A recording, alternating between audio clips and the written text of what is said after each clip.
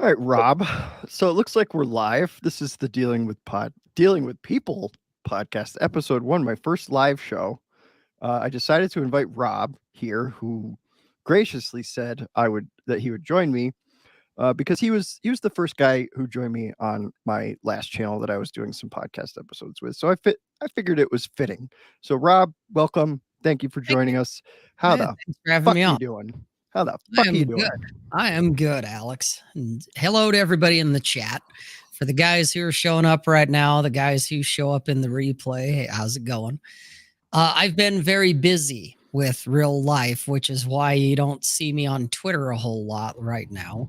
I was telling you in the green room backstage that between work, dating, and then fire breathing and being part of a performance troupe, No, I've been busy as fuck. no.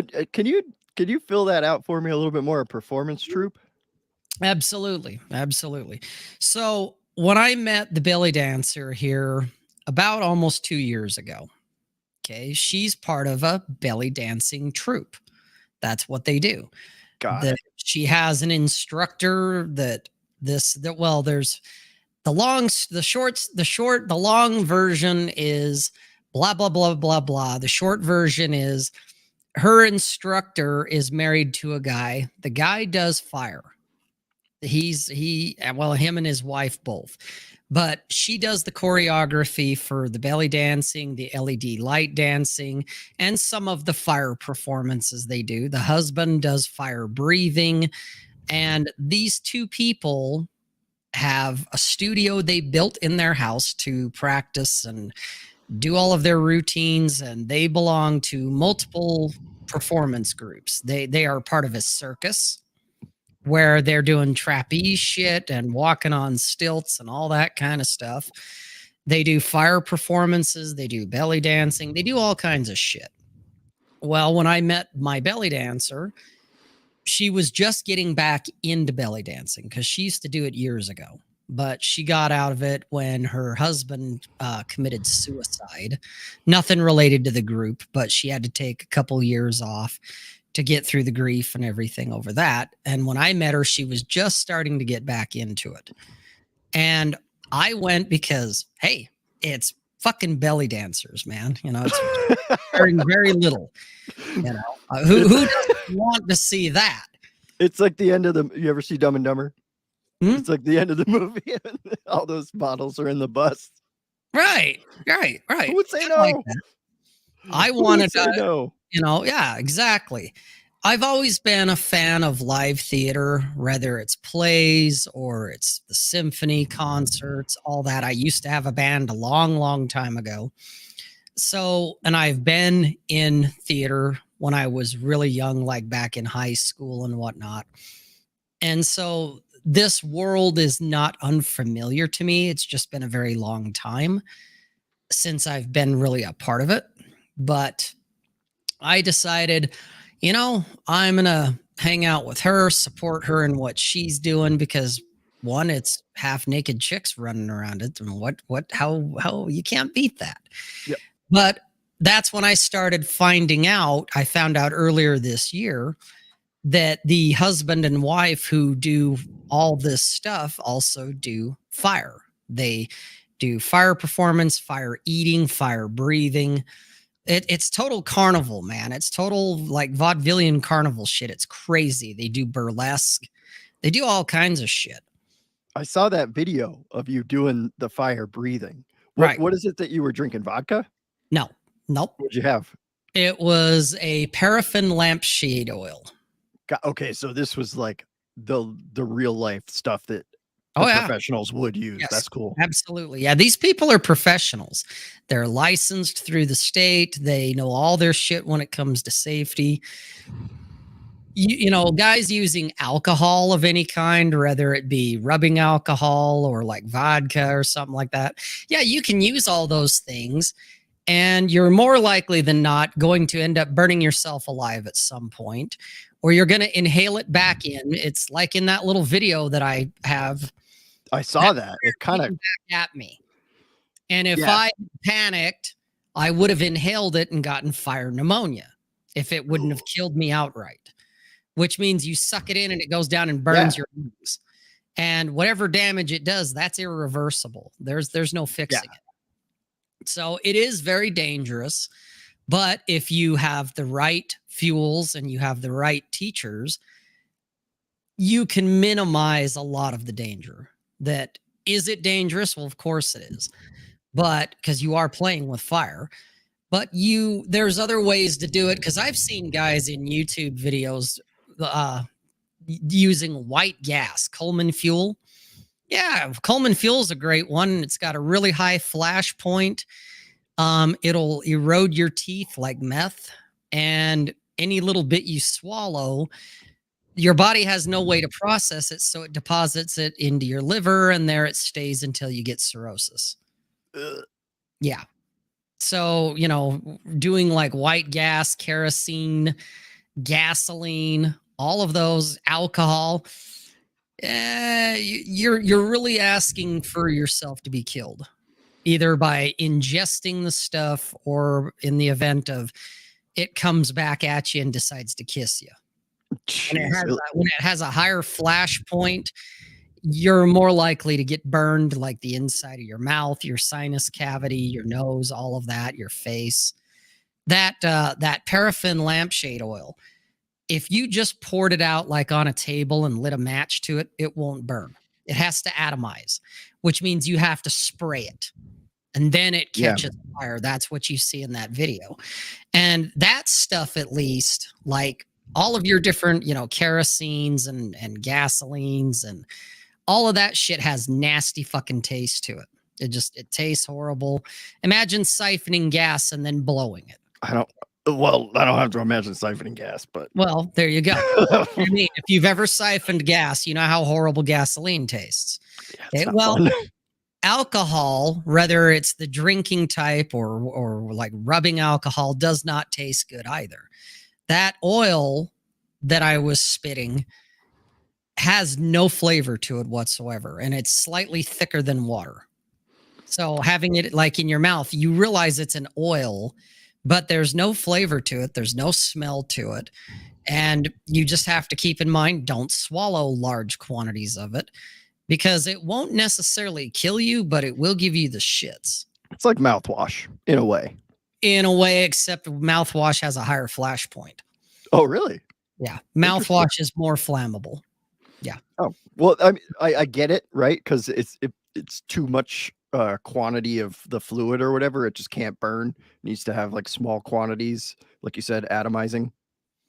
Well, you can have large quantities of it, but like your biggest test when it comes to a fuel, if you want to know its flash point, if you will, besides looking it up and doing actual science, is like even mouthwash. You can pour that out and it'll burn. Like you can light it and it'll go. That has a high flash point because that's the alcohol that's in it. Okay. Now, obviously, like one of the mouthwashes I use actually has no alcohol, so it doesn't burn in your mouth, but it's not going to burn at all. That even if I atomized it, it wouldn't burn because there's no fuel there. There's nothing for it to create for a flame to feed off of. Yeah. See, I always thought it was like alcohol when I saw performers doing it, but I'm like, they're not even making a face, so it's got to be something else, right? Because if you take a big mouthful of 151, like you're at least going to go like, yeah. Exactly. And when you're doing performances, you don't want your fuel to interfere with you doing, because you're not just in that video. Yeah, it's just me breathing fire and nothing else. Okay, so I could focus on how close I had the fire sword and all that shit going on. But when you're doing a performance for a live audience, you've practiced a routine of some sort.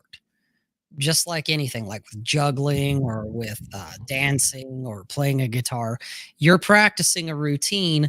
The last thing you want to do is be up there with tears running down your eyes because you've got a mouthful of shit and you're grimacing because it's so nasty that you just want to spit it out. But you have to hold on to it for about another 30 seconds because the part that's coming up that you're going to fire breathe isn't there yet. Yep. And you can't have the disgusted, oh God, this is nasty, interfering with, hey, I need to be in this spot over here in the next 15 seconds so I can let it loose. Yeah, you don't want to be caught trying to chug the stuff in the middle of a performance. That's just bad taste. You actually can. Like my instructor and one of his guys that I was working with 2 weekends ago, they were breathing fire. They're having a duel with swords and shields that were lit, and they were breathing fire at each other. Wild. Okay? And so they'd hold up the shield and, here comes the flames. And it was all rehearsed. They knew their maneuvers, what they were doing. They're whacking each other's shields with these swords that are on fire. Or one guy had a battle axe, a double-headed battle axe that was on fire, whacking the shields and whatnot, trying to, knock each other down, which of course it's staged and you can tell, but that's because, well, we are playing with live fire. But then they would turn around and breathe fire at each other, and they would have their canisters of fuel in their belts where they'd pull one up, take a swig, turn around, blow, that type of thing. And depending on, how much you can pack away in your mouth and how big of a flame you want to make, they were doing short bursts for the most part. So they could do 3 or 4 without having to reload. But then they'd have to reload. That's just how it is, because you can only hold so much, But yeah, I guess if the performance calls for it, right? Like, absolutely, you kind of have to do it. But I was just thinking of, you're sitting there waiting for your part to come up. You don't want to be caught when your cue is supposed to be happening. Yeah, right. It's a time. And that's where you'd already kind of be preloaded, so to speak. And again, you don't want to sit there with this nasty grimace on your face and tears in your eyes, because you can smell it coming out of your mouth. The vapors of it are hitting you. And that's that flash point again. You're using like a kerosene or a white gas or something. It tastes awful. It has fumes that, hey, you got it sitting in your mouth. Yeah, it'll get a little diluted with your saliva a little bit. But if you have that, your wand or your sword or whatever it is that's your ignition point close enough, the fumes itself can ignite. And hey, guess what? That's coming out of your mouth, dude. Your whole face just got lit up. Where this paraffin oil doesn't do that. That it doesn't have fumes like that because it's got a lower flash point instead of a high flash point. And that way you're not fuming and causing yourself all kinds of unintended consequences. So it's a lot of fun. That sounds like fun. Oh, it is. Let's jump to a little bit more meaty, not red meat, real stuff. Okay. Do you remember about a year and a half ago, you and I were both on Vince's Christmas show?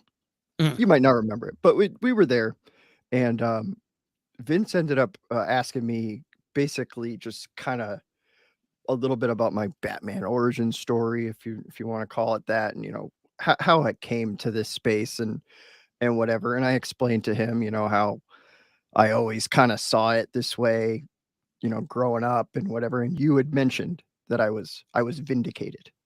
And I remember that when you said that, and that whole night I went to bed like, yeah, I'm vindicated.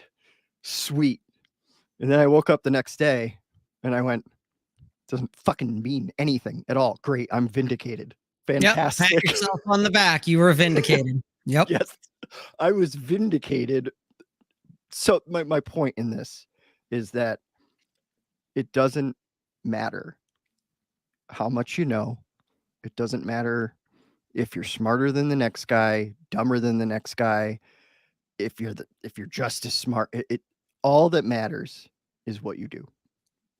Because that's the only thing that you can really put into the world. And I'm not saying that being smart is a downfall or whatever. Do you have an aside to that? Well, yeah, actually, it's not only what you do, it's how you do it, I would say. Yeah, that's definitely as well. I mean, basically what I meant was your actions are the only thing that people can really see. And so it's what you do, how you do it, they're kind of tied together. And that was a pretty big lesson. And I almost like sent you a DM, but I was like, you know what? I'm not gonna bug him because it doesn't fucking matter. It doesn't matter. He's just gonna No. be like, "Shut the fuck up, Alex. I don't care." Well, it's funny because I didn't realize that this new channel you got here, that's the name of the channel, is Dealing with People. I honestly thought when I saw the thumbnail, like, this episode was called Dealing with People, Oh, which right, yeah. it's fine, it's great.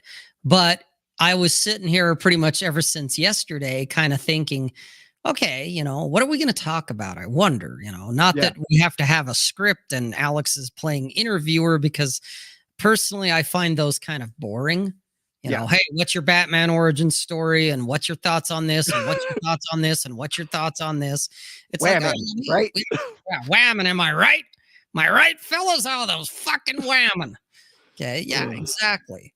I would rather just talk, but with the name of the show being Dealing with People, I thought, okay, because you deal with people, I deal with people all the time. And yeah, there's a lot of the clowns and the spurgs and the autists and all that shit online.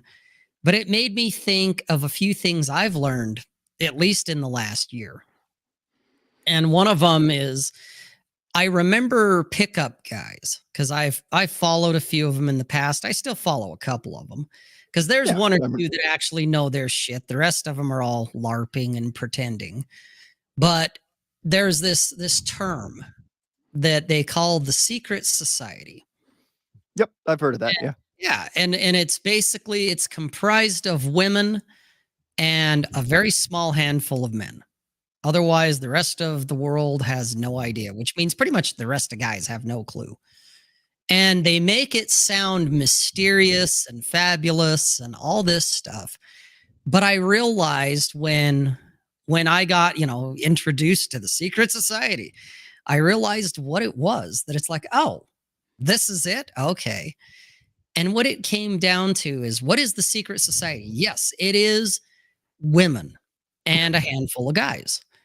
And you get to be a part of things that the average guy doesn't ever get to see ever. Whether we get titillating and talk about orgies and threesomes and all kinds of crazy sex acts, or it's even just the fact that you get introduced to a world of people, because women, to give them a little credit, are networkers. Okay? Oh, yeah. Women know how to network. My ex-wife was phenomenal at networking. My ex-girlfriend, phenomenal at networking. The belly dancer, phenomenal at networking. She knows all kinds of people, and she was the one that opened the door for me to be a part of all this carnival of souls, if you will, that I'm getting involved with. Okay. But had I been an idiot, and maybe she would say, yeah, he's an idiot, but he's my idiot. But she wouldn't introduce me to these people because they matter to her as well. And the last thing she wants is a guy to embarrass her. And she doesn't want the old kiss and tell. Okay. And that's something I've learned. That if you're the guy that, just gets it, if you're the guy that's cool, you're the guy that you have manners, you have some class. Because I can be pretty crude, vulgar, blunt. In all my women that I've ever dated and do date, they know that about me. They There's know a place for it. Right. And they know that the way I'm talking to you right now, Alex, and talking to the chat, I pretty much talk this way with my women. Okay. But when I'm in their company, people they've introduced me to, I don't interact like that. Okay. I put on a little bit of a different show for them, where I'm a lot more polite, a lot more, well, thank you, please. I appreciate it. Very cordial, very warm, very diplomatic. And they love it because, oh my God, this guy gets it and he has a bit of class. And that's the secret society. And a lot of people, I did a show years ago, one of my earlier Salt Lake sit downs on manners, that a lot of people, not just men, women too, but they lack in manners. Or as what I would call now, the more I think about it, it's not just about saying please and thank you and knowing which fork goes with what in a meal when it comes to dinner etiquette. It's more than that. But it is, I guess, what I would call class. Are you classy? I've met plenty of guys that are great guys, but have very little class, that I wouldn't invite them to meet my women. I wouldn't invite them to meet my father. I wouldn't invite them to do certain activities. And the thing is, they'll never know it because that door already got closed because they opened their mouth and said something absolutely stupid, just like the retards on the internet. Okay. I see guys acting like 15-year-olds and I make fun of them because sometimes that's fun. Okay. Yep. But would I ever help them? Not a chance in hell. I wouldn't put them out with piss if they were on fire. You'd be wasting your piss. Right. That's perfectly good piss that I can put on something. Oh no, I'd let them burn. Fuck yeah, dude. There's so many guys that I've interacted with that I'm like, yep, you're not part of the secret society.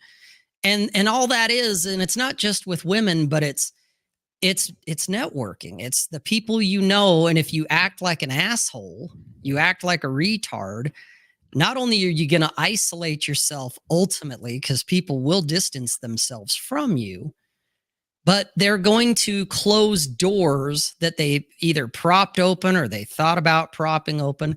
And you'll never know. You'll never know how many missed opportunities that, oh, God, I was acting like a retard with Alex. And all of a sudden he's going, yeah, I'm not going to recommend that position for Rob. I don't want that blown back on me. Yep. I'm not going to introduce you to some of my women who have a bunch of single women friends because you're the guy that kisses and tells. You're the guy that doesn't get it. So I'm not letting you into that inner circle. I'm not going to bring you into my world, other than very peripherally on the very outer edge, but you're never going to see past into the inner sanctum because you already blew it and you didn't even know it. Yeah. I think there's a lot of reasons. Here, sorry, finish that. I thought you were wrapping up. That's it. That's what I was getting to. I think that there's a lot of reasons why a guy is going to stick his foot in his mouth, right? There's a lot of reasons, but I think a lot of it comes down to that most guys think it's okay to be yourself. And it is. But like you said, you have to kind of, you gotta use your manners. Like you said in the beginning, you gotta show them that you're not a fuck up, right? Yep. You gotta show them like, hey, I get it. I can be cool if I need to be cool. And then you have no idea how far that will carry you. I do. And that's what, I was saying about, it's not just what you do, it's how you do it. Right. Yeah. Because you can do something and I can do something, whatever it is, X, I can do X. Yeah. So can I. Yeah. But do you look cool doing it? Or do you look like a fucking retard doing it? Yeah, exactly. So it all comes down to, like you said, you have to start up, show that you could be cool. And I think Baron has a good point here. Trying too hard to look cool, it's also going to backfire because when you do it, I think too soon, a lot of guys do that. Like I said, they're trying to be themselves, but eventually, like you're saying, start with manners. Kind of like my suggestion to the Spurgs and stuff out there is, you can be super smart. Great. Fantastic. You're whatever. You can spurg out on stuff and talk about nerdy things for hours. Great. Fantastic. But when you're in a social setting, I highly suggest that you dumb it down. Don't try to tell jokes that are going to have like you needed to watch season 3 of whatever to get it, right. If it's an inside joke like and you're telling it to an outside audience, that's not going to work. No, and it's going to be everybody has to be on the inside. Everyone has to be on the inside. Yeah, it's going to be like Baron said. You're going to definitely look like you're trying too hard. And trying hard is different than just being cool, so to speak. Being cool is, hey, would I want to introduce you to my friends? Would I want to introduce you to my family? Would I want to introduce you to my boss? Would I want to introduce you to my women? And if I can look at you and go, yeah, he's cool. Okay. Yeah, maybe you cracked one inside joke that bombed and everyone went, huh? That's not it. That's fine. But it goes back to something Carl from Black Label Logic said, I think on one of Ryan's Red Mornings a few years back. We were talking about the beer test. Would I have a beer with this guy?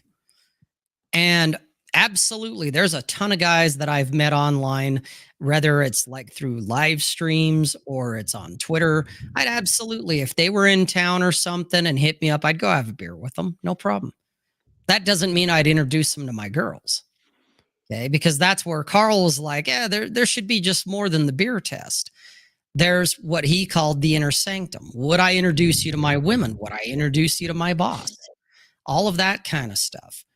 And I know for me, there's been a handful of guys that I've met in person that most of those guys, not all, but most of them, I probably would introduce them to my dad, introduce them to my women, introduce them to my boss, my coworkers, because they're cool. They're not trying hard. They have manners. They got a bit of class. They know when to shut their mouth. They know when to open it. They don't say stupid shit too often. And that's okay. Nobody's perfect. I'm not perfect. But it's one of those that, oh yeah, I'm not gonna, my girls aren't gonna get weirded out by you or think, dude, who the fuck is this guy? Well, that's the thing, right? Because anybody that you're going to introduce to your inner sanctum, guys got to understand that reflects on you. Absolutely. If you're my buddy and we go out with, a couple of my other buddies and you act like a retard, my other buddy's going to be like, why are you hanging out with this fucking retard? Yep. And then you look worse. Oh yeah, it's guilt by association. Yeah, it's guilt by association at that point. And nobody wants that. And that's where I'm willing to have a beer with a lot of guys, but I'm not willing to introduce them to my women. It's like, oh no.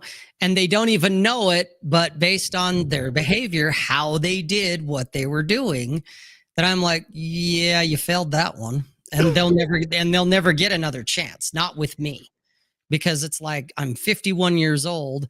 I have less time ahead of me than I have behind me. I don't have time for nonsense. And it's like, oh, you don't have much class. You don't have any fucking manners. You don't understand certain social cues. When in Rome, you do as the Romans. All of that, whatever it is, whether you agree with it or not, is irrelevant. When you're in Rome, you do as the fucking Romans do. When you're in this group, you do what the group does. If they don't curse, well, guess what? Maybe you ought to dial it back. Oh, this group's not drinking for whatever reason. Well, maybe you ought to abstain for that particular setting. Or if you don't like it, you say, hey, thanks, no thanks. I'm going to go hang out with the drinkers, whatever. But there's ways to do it, using that. Hey, that's cool. You're going to do that. But, I'm going to go over here. I'm going to just hang out with these people for a little bit. I'll get back with you later. That's kind of classy and cool. It's your way of saying, I don't really want to stay sober. I want to go drink. Instead of, oh, you guys are a bunch of teetotalers. You suck. You guys are too tight. You pull the stick out of your ass. Yeah. I think shaming has become too popular. It's too common. It's too common. It's overused. And it's a feminine tactic too. Yeah, it definitely is. It's anytime somebody tries to make me feel bad about anything, it's so funny. So even the wife, it's like, I just don't fucking care. I don't fucking care. Yep. I just stopped doing that. And I'm not great at it, right? Like she could still get under my skin if she wants to. She knows how. Well, yeah, she knows me better than anybody. She knows me better than anybody, that's what happens when you're married for a while. They kind of know all your bullshit. Yeah. Actually, this brings up a pretty good segue here. Shaming isn't popular enough for the correct things. Maybe not a segue, but that's a good point. Did you see it? Shaming isn't popular for enough. Popular enough for the correct things. Well, I don't know who John Watts is. John's cool. Okay. John's cool, but I think he's got a good enough point. It's like, we're not really not able, but it's difficult to shame a guy into shutting his fucking mouth, right? Oh, you can't. You cannot shame a man into doing anything. Okay. A wife may do it for a minute. A mother could definitely do it. Okay. That's what I think a lot of guys that they were shamed by women, not by men.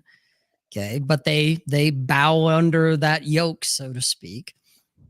But his, shaming isn't popular enough for the correct things, as he said. Well, no man can tell another man what to do.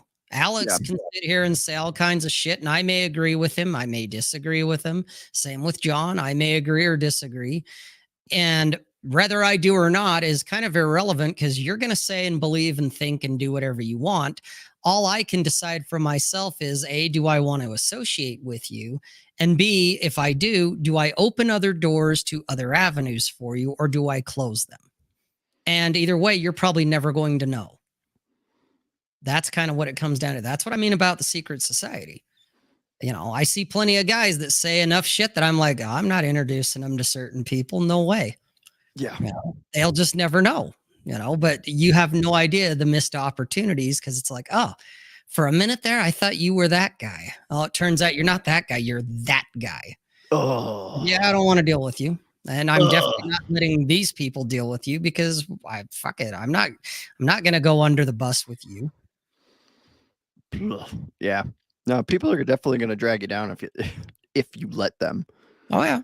Well, that's why when it comes to like when I go out meeting women, I don't have a wingman usually because most guys suck at game and don't know how to properly wing. I've only had two guys in the recent past that actually knew what they were doing, and that was Jack Napier and Vince. When we went to Philadelphia, they actually know how to be a wing. That it's like, oh shit, look at these guys. But most guys, hey, let's go meet women. It's like, yeah, you go. I'll just go over here and do my thing, because somebody's gonna fuck it up somewhere, and it's usually them. It's usually whoever's making the invitation. Hey, let's go pick up chicks. Yeah. How about you go talk to women over there? I'll go over here, and we'll get together at the end of the night and see where we both stand. But am I going to wing for you? No, because I already know you're going to throw me under the bus at some point, or you're going to say something stupid because I've been there. And it's like, nah, I'll just do this by myself. Thanks. Yeah. I think in my early 20s, I had a guy that I would always go with, and it took me a little while to cut him loose because he was a really good friend of mine. Sure. But he always fucked it up for me, almost always. And I'm like, dude, I didn't even tell him. I just kind of let it fade. Yep. Just started distancing yourself. Yeah. And that's it. I don't go around telling guys, bro, you fucked up, right? No. Because you can't tell another man what to do. That's why the shaming won't work. You just don't go back and do shit with them. You start distancing yourself. You're just, oh, hey, how's Alex doing? I don't know. He's doing all right, I guess. Life. He's got his kids, his wife. I got my thing. I don't know. Well, it's like you said. I closed a certain door. I'm still friends with the guy. Sure. Still buddies with him. I'd still have a beer with him. Absolutely. But yeah, you'd have a beer with him, but not a whole lot more. Yep. Actually, I think he's on AA now. But yeah. Yes. Whatever. I mean, we catch up from time to time. I do have another little show note here that I wanted to touch on. I wrote one word, and that's progress. Yeah, since our last chat, that is kind of not since our last chat. That's putting it wrong. It's been really pretty recently that progress has become one of the most important things to me. I think I'm at the age where I kind of like. I'm at that Rolo's bell curve, right? Rolo's bell curve. Yeah. I'm literally you're peaking. You're peaking. I literally am at the age that Rolo says we peak at, and I look at that chart and I'm like, oh man, you know what? Fuck you, Rolo. Like fuck you. I'll peak when I want to peak, motherfucker. Dude, I mean, I get it, and that's. His graph, everybody takes that thing literally when it's not meant to be literal. It's more of a metaphor in a lot of ways.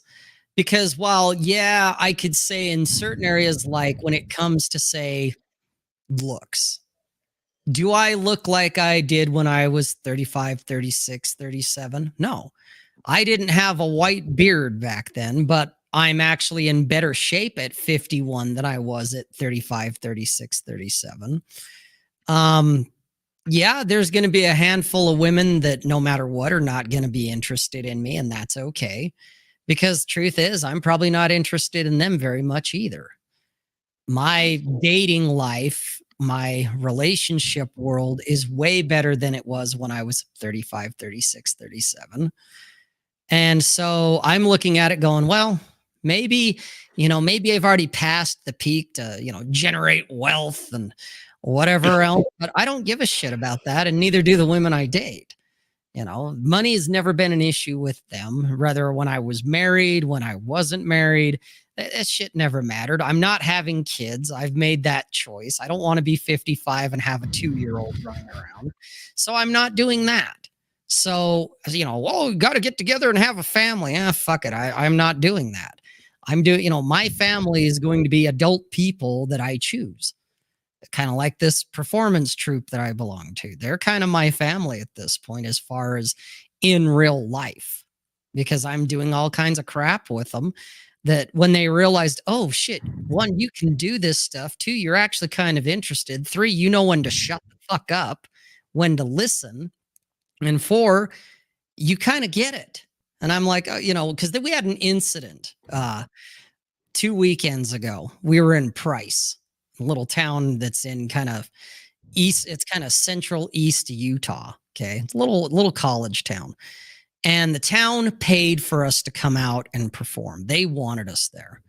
Well, the RV park we were staying in, this Polish woman who was probably, I don't know, late 60s, early 70s, somewhere around my dad's age. We all kind of, this caravan of misfits fucking shows up. Okay. We get all of our spots and shit. Well, then the next thing I know, this is on Friday. We get there like Friday afternoon. Friday night, there's drama. Okay. Supposedly, according to this woman, the proprietor / owner of the RV park, and it's part motel too. So some of the troupe was staying in the motel, others brought trailers, and we were camping out in the RV section. Well, us RVers, we're out in our trailers minding our own business and having a few drinks and whatnot. But then there's drama. Turns out the woman was going to kick out 3 of the younger women. Kick them out that night. Like, you have to go. Get out. Okay? Because she claimed to have smelled, well, it wasn't tobacco. You know what I'm talking about. What I know what I smelled, but she wouldn't even say it. Jeez. Well, the women and one of the guys that was there, they're like, we weren't doing anything as far as drinking, drugs, anything like that. They weren't doing anything. They're like, we swear to God, we weren't doing nothing. No, I know what happened. They were being loud. They were laughing. They were joking. They were having a good time. And the volume went from probably a 9 to an 11. And the woman, it was like in the next room and could hear it, and it bugged her. So she created a story to get them because she didn't want to just tell them, hey, shut the fuck up, quiet down. People are trying to sleep, because this was like 9 o'clock at night. Okay. But makes up a drug story. I hate people like that, man. I hate them. Dude, well, it was so funny because, the girls come down to us and they're practically in tears. And the husband guy that's the fire eater, he's one of the heads of this troop. He had to go and smooth it out with her. Okay. So he had to go and sort it out, smooth it out, see if we could change, hey, can they at least stay the night, since we just got here, if they need to leave tomorrow, fine, whatever. Well, they worked some shit out because he was able to calm her down and get her from being fucking hysterical. But I remember when he came back and he was relaying shit, and I could see both him and his wife's, the looks on their face that they're just like, fuck. And I turn around and I look at him, and when we decided to go to this local bar called the Tipsy Inn, it's in the same parking lot. We didn't have to drive or nothing. We just walked around the corner and there's the bar. We go walking in there and there's a bunch of they're all locals. There's no out-of-staters, no tourists in here. It's all locals. But a couple of older dudes, the women start walking in and the guys are all like, hey! Hell yeah. And then they see the guys walking in, they're like, oh, and it was crazy because all I said to the guy and his wife, the head of the troop, I said, fucking carnies. Because we're carny people, man. Like I said, we had the locals wanting to tar and feather us, even though the city itself loved having us there. It was great. Jeez, Oh yeah, in, man, it was great. It was great. But we hung out. We took over the whole bar. They had one girl as a bartender, one on a Friday night, and it was about. They were not expecting you. Oh no, because there was about almost 20 of us came walking in the door.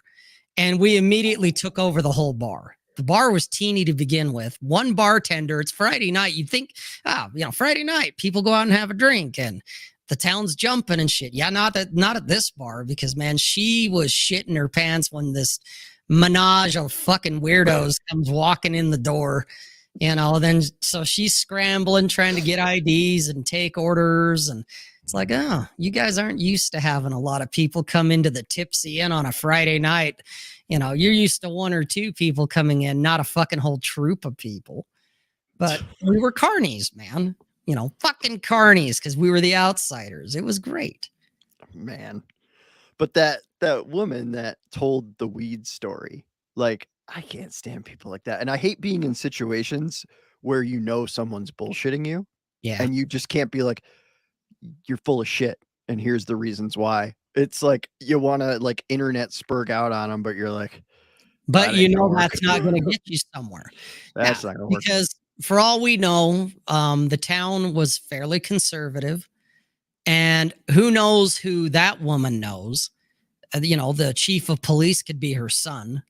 And the next thing you know, if we try to tell her, fuck you, bullshit, next thing you know, here comes the police and a bunch of people end up in jail on trumped up charges, So no, you had to smooth it over. You had to play nice. You had to eat shit even, Oh yeah. And sometimes that's what happens when you deal with people. Oh, Rob, you said it. There you go, dude. There's a lot of eating shit sometimes, especially if the people you're dealing with, whether they're right or wrong or otherwise, if you're on their turf, man, what are you going to do? I mean, yeah, the internet, nobody gets punched in the face on the internet. In the real world, you could get shot. You could end up in jail. You could have a whole host of problems. You come out and your fucking tires are all flat, whatever it may be. So when in Rome, you do as the fucking Romans. Are you drinking? He said it. Drink, John. Mm-hmm. But see, if we would have had a bunch of retards in this troop, either we would have all gotten kicked out Friday night, which again, a couple people, yeah, they smoothed it over enough that they were able to spend the night. But then Saturday, they woke up and decided, those girls woke up and decided, you know what, after the performances are over, we're just going to head back to Salt Lake. So they didn't want to spend another night, where the rest of us did, because we had no real issue. It's like, no one came and knocked on our doors and gave us hell. But we understood where they were coming from too, that it's like, hey, if you want to leave, we get it. So they stuck around, did the performances on Saturday, but then as soon as they were done, they packed up their shit and went home. Okay. But it's that whole idea, going back to what I was just saying, if we would have gotten in their face or spurged out or whatever, bad shit could have happened. It could have gotten so bad that the city wouldn't want us to come back. And yet we had that one incident with one person. The entire rest of the weekend, the city itself, all of the townsfolk, the cops, the fucking fire marshal, all those guys, because they were all there when it came time to do the fire show, because they want to make sure that nobody gets burned alive, They were flashing their cherry lights at us as they were leaving to let us know, like, good job, guys. The city council came up to us and was like, we'd love to have you come back in August. They paid up front. So everybody got fucking paid. There wasn't trying to chase money down. The town as a whole loved us. Granted, we didn't do certain parts of the routine due to either time or space constraints. And we have some stuff that's kind of racy, that it's like, we don't really know about this town. So maybe we're not going to do that this time. Just because that might offend somebody, because it is a pretty conservative town. And so there were a few small numbers that we chose to, yeah, we're not going to do those. Where one of the fairs we're going to be doing here in another week or so, we know that town. But it's like, oh, yeah, these guys, these motherfuckers are nasty. Bunch of degenerates over there. It's going to be great. Yeah, we can do all this shit over here. So, and that's what we're going to do. Oh, John, dude. Yeah, can we branch out into fuck management? Yeah, let's talk about it for a sec. So, if you guys know the red pill sidebar on the red pill subreddit, of course, there's a list of posts and stuff and books to read, and most y'all know all the shit. You know, there's the hypergamy section that everyone knows and loves. There's the whole frame one, which, man, I could go into that motherfucker for a minute because a lot of guys, it's like, I don't think it means what you think it means. Okay. But some people literally think it's a frame, dude. It's I know. I got a frame around me. You know, it's like a photo. It's a frame. Right. You know, but there's step into my frame, woman. Right. But going into that managing fucks. Okay. There is a post, at least it was on there, and at the time, unless they moved it around, it's like literally third or fourth from the very bottom of the sidebar, and nobody fucking talks about it.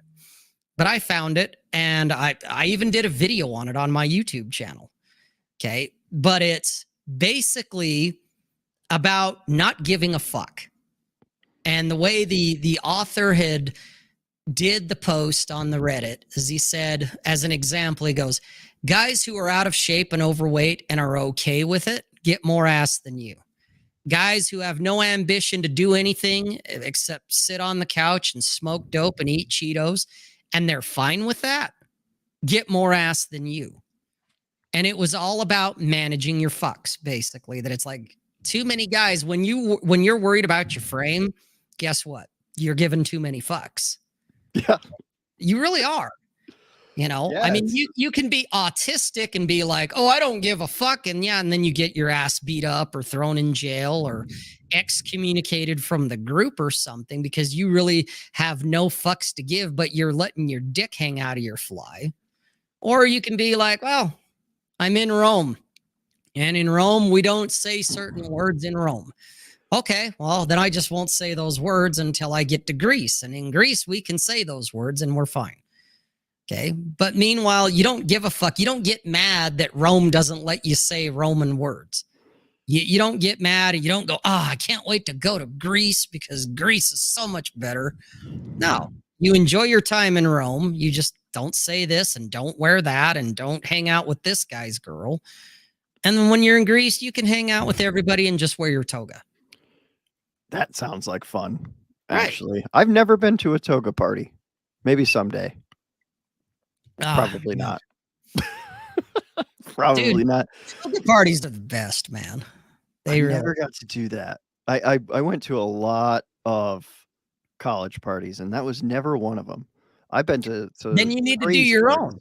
You do your own, dude. That's what we've done. The group I belong to, we've done toga parties, but trust me, it wasn't someone else going, hey, we're having a toga party. It was us going, hey, we're having a toga party. Yeah, we're going a toga party. You know? Well, I mean, that's just one of the many benefits of actually finding a group of people that you enjoy being around. Right. And they're realizing that I'm a handful. They're just like, holy shit, dude. They're like, you are wild, but man, you're awesome. And it's like, yeah, because I know how to manage my fucks. I know most of the time I don't give a fuck. It's like, this doesn't impact me. Kind of like those girls getting in trouble with the woman. It was annoying, but it wasn't me she was coming after.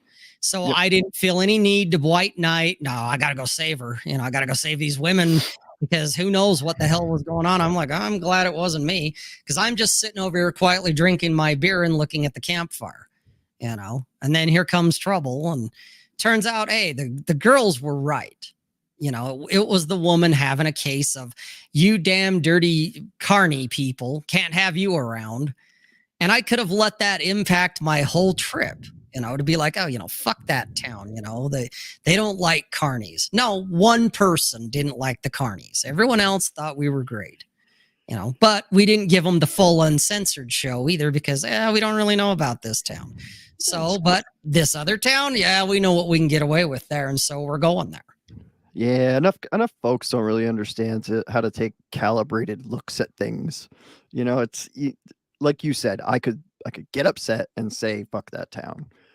Yep. Well, you didn't do that, but you didn't give completely zero fucks. You gave enough fucks to have an understanding of what type of show to put on to make it a good show. And look what happened. You guys got invited back and paid up front. Yep. Yeah, and it worked out great because you probably applied some experience that you guys had from previous places. It's almost like you learned something and did it. Yeah, holy shit! Whoa! Right. Well, one thing we did learn that when they finally work out the details for pricing and the dates and all that, and we'll go back, we won't be staying at the RV park. We'll stay somewhere else because there's other RV parks in town, not just that one. So we won't be frequenting that establishment again. Will we go back to the Tipsy Inn? I don't know. Maybe. Even though they definitely weren't real thrilled to see us at the same time after they realized we were throwing around a bunch of money, they got a little more friendlier. But there's other places to visit that I was like, hey, next time we're in town, we got to go check this place out, see what they're like. Yeah, one bartender with 20 plus people. I'm sure she did great that night. She managed. She redeemed herself because initially I was thinking this isn't going to work, but she managed. Luckily most of us were making it easy for her. Rum and Coke. Give me a bottle of beer. It wasn't hard drinks. It wasn't hard stuff that. Do you got this? Do you have this? Can you make this? It wasn't shit like that. We kept it pretty simple. Yeah, calibrated, right? Calibration. No, not enough people take a step back. John says management, or manage. Yeah, fuck management, right? It's like, you know what? Not that you don't have any fucks, you just manage them. Yeah. Yeah, you manage them. Like, I don't really give a fuck if I have X or Y drink. That's my favorite drink, right? But you know what? I can live without that. Yeah, when in Rome. Just a beer right now. When in Rome, I'm just going to have a beer, right? Yeah, because that's all they got. Well, I guess I'm having a beer. Give me a beer then. What do you want? What do you got? We got these. That one looks great. Yep. Oh, you don't have that beer? Okay. How about this one? Yeah. What do you got on? What do you got on draft? What's your favorite beer on draft? That? All right. Bring it over. Fuck it. I'll drink it. Yep. Managing the pucks. Otherwise, I guess I go back to the trailer and drink there, and that's fine too. But it was more fun sitting in the bar watching the patrons and the bartenders shit their pants. It was funner watching that. Well, it's kind of like a team sport, really, when you got that many people and one bartender. You're playing on the same team. The goal is to get alcohol in you, and she's got it. Let's try to streamline the process. Yeah, right?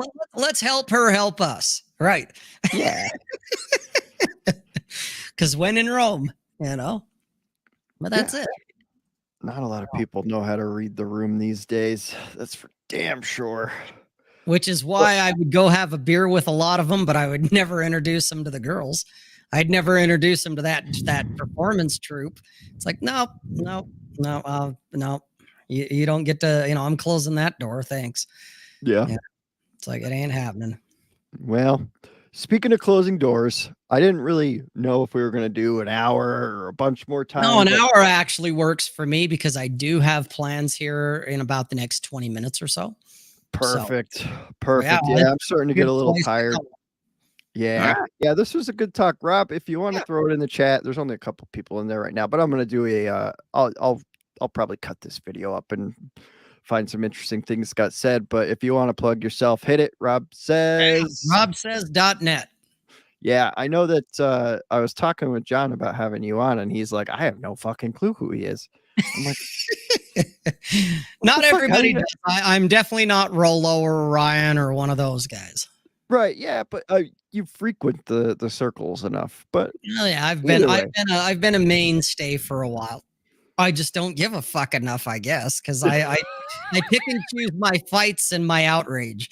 I pick what red meat I'm going to consume. Nice. Well, there's no red meat over at robsays.net. Check out his blog posts are great. I read all of them, I think. unless I like missed the tweet or something, because Ah, that's where I find you. But yeah, he's Rob's got a lot of good stuff over there. Head over there, and that's it for us. I'm gonna unlive us, and then we'll just chat for a minute and then take off. cool. Bye, guys. All right, so I hit end broadcast.